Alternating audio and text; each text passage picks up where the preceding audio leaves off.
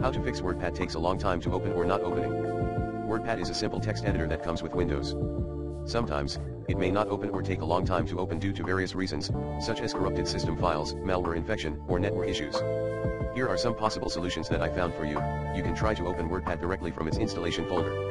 This may bypass any problems with the shortcuts or associations.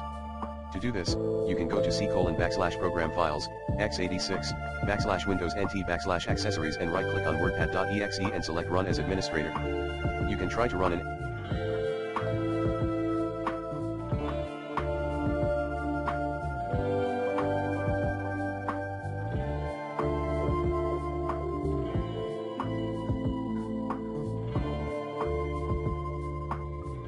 SFC scan to fix any damaged system files that may affect WordPad.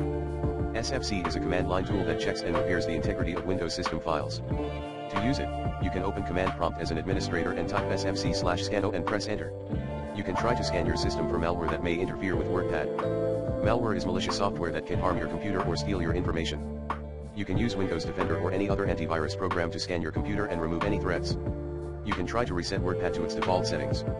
This may clear any corrupted user data or preferences that may cause WordPad to malfunction. To do this, you can open Registry Editor and navigate to hkey_current_user /software/Microsoft/Windows applets /WordPad and delete the options key. You can try to uninstall and reinstall WordPad. This may fix any installation issues or missing files that may prevent WordPad from opening.